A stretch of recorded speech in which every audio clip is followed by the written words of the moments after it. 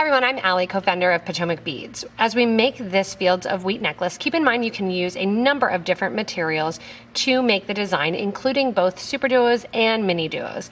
Gather up your supplies and we'll get started. So to begin our Fields of Harvest bracelet, we are going to use very simple materials. We're using some SuperDuos and some 15-0 seed beads. Those are the only things that you will actually need to complete this project. You can add additional things, of course, that's up to you. We're going to begin the herringbone with these two SuperDuos, adding a 15-0 between two SuperDuos. I have 0.006 wildfire beading thread in the black color with a stop bead on a size 10 needle. To begin the herringbone, after adding 2 of my purple iris seed beads, I'm going to add 3 15s and step up from the first hole of the second SuperDuo to the second hole of that SuperDuo. Coming out in the middle, we're going to establish our herringbone stitch, and only the first one are we going to put the 15-0 between. From here, I'm going to add 2 beads, sew into the second hole of bead number 1, which is going to bring you out kind of right near that stop bead.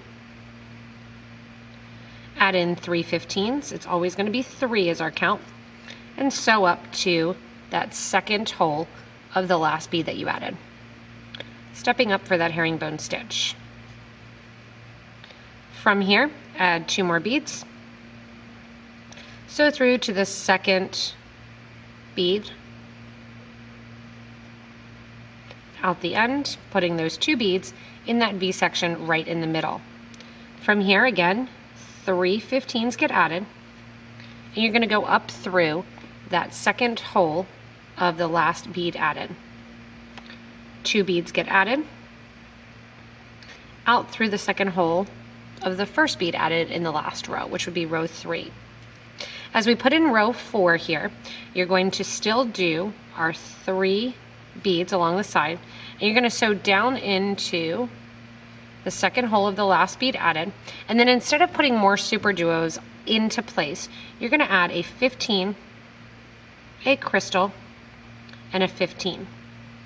Take your thread and needle through that second SuperDuo bead without any SuperDuos being added. From here, I want you to make sure that your stop bead goes to the bottom rather than at the top. You're going to sew back through your row of seed beads here.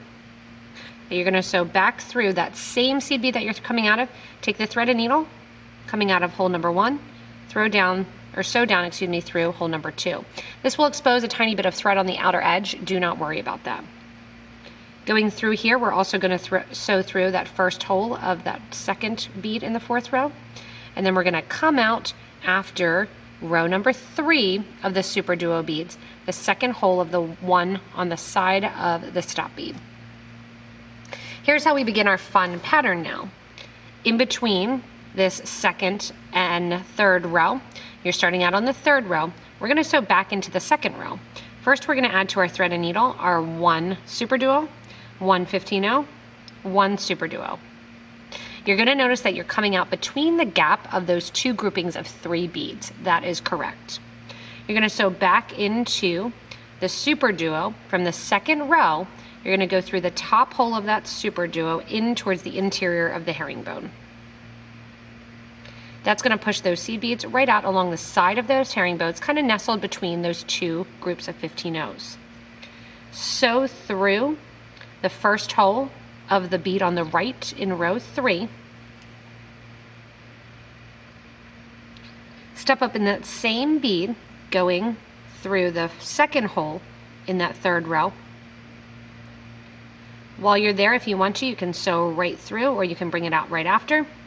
You're going to sew through then this herringbone start that you just did. So you're going to sew through the first hole of those 2 seed beads that are branching out, those 2 SuperDuos that are branching out from this first section of our herringbone. Once you're there, repeat. So now you have 3 of your 15s on. You're going to step up through that first SuperDuo bead, going from the first hole to the second hole. Add 2 more SuperDuos in a herringbone fashion. Sew through the second hole of bead number 1. When you're on the exterior, of the SuperDuo herringbone, you add 3 seed beads, 1, 2, 3. Sew up through the second hole of the last bead added. Time to add your third row of SuperDuos, 2 at a time, in a herringbone fashion. Sew through the empty hole of the bead that sits across. 3 seed beads get added in the 15-0 and sew in towards the interior of the herringbone stitch. Again, we have 3 on this one here. 1, 2, 3. We're going to add our 4th. When you add the 4th, sew through the second hole of row 3, add 3 seed beads, and go through the SuperDuo.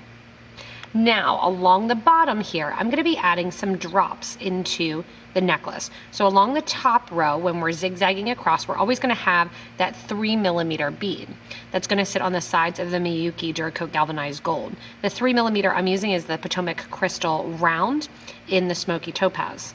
I'm also going to use the Smokey Topaz AB in the 5x7mm drop.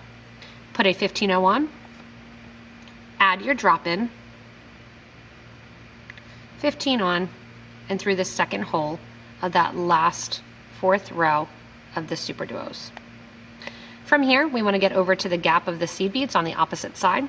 So we are going to again sew through that last row of seed beads, or the last row of SuperDuos that we just did, through the first hole. There's through 1. While you're sewing through the first hole of the other bead here, you're going to come out through the second hole, or I'm sorry, the first hole of row 3. Again, it's going to bring you out between those 2 seed beads, and we're ready to start our herringbone again. So again, SuperDuo, seed bead, SuperDuo. So through that second hole of row 2, sew through first hole of row 3 on that same side to lock that herringbone into place. To bring our needle and thread back up to that herringbone section, sew through hole 2 of the 3rd row of SuperDuos from our line of 4. Then also sew through the SuperDuo 15 SuperDuo that you just added in for the herringbone stitch. Again, we're back at the top. 3 15s go on through that second hole of the SuperDuo.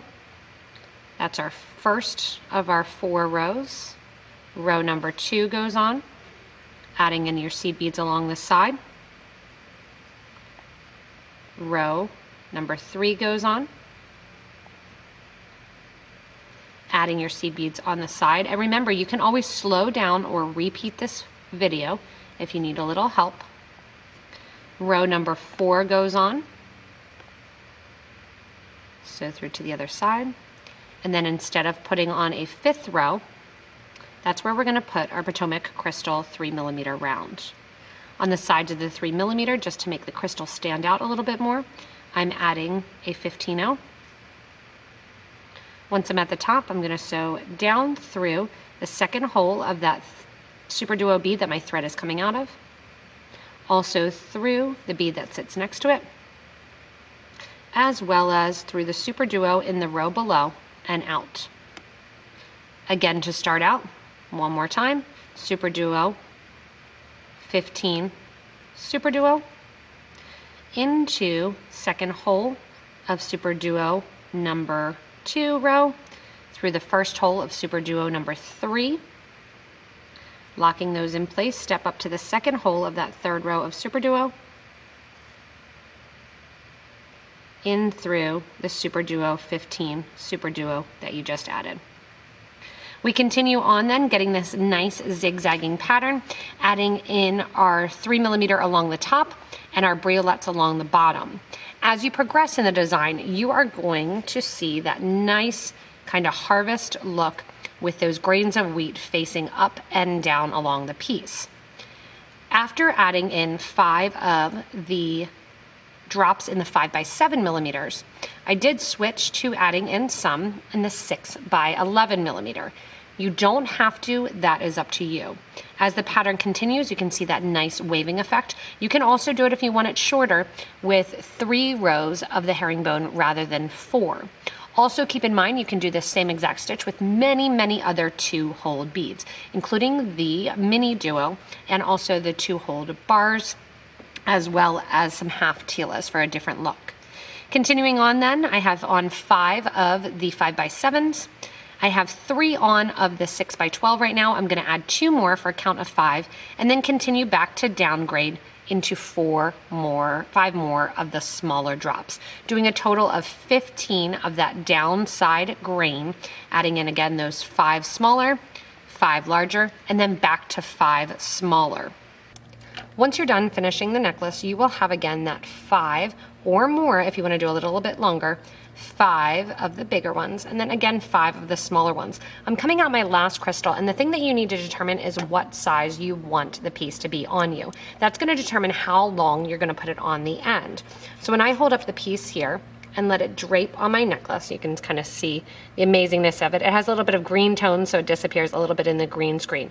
But right here is about where I want it to hang. That's going to be about 17 inches. You can measure your piece, and that'll give you an idea about how much more you need to go on the design.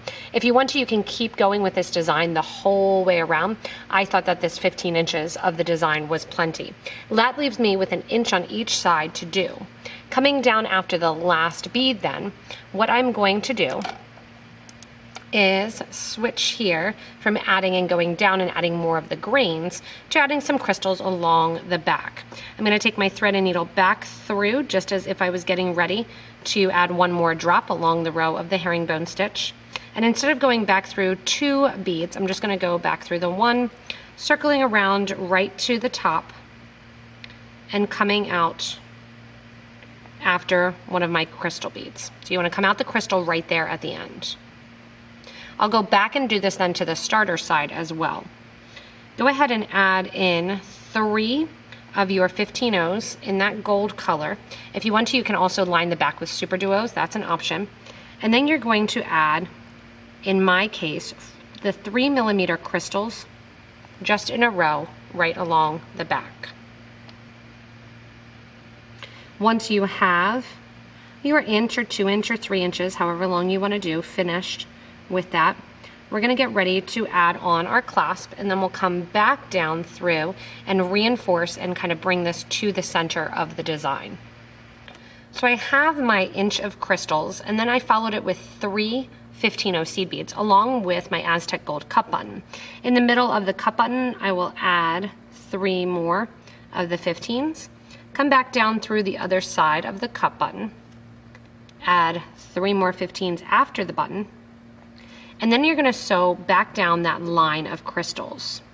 This is going to be our second time through the line of crystals as we go back and come out right after the crystals. Now, because we are using black thread, you will see it through the crystals, but I don't think it takes away from the design. Add in 3 more of your 15s, and then you're going to sew back through that crystal that your thread was originally coming out of, which is going to make a nice triangle of seed beads as we go into the clasp to make it sit correctly. From here, back up through 1 more time, through all of the crystals right along the line, making sure you don't miss any. Then we'll also reinforce going through the cup button, coming back down, and then I will simply tie off the piece after I get through and reinforce.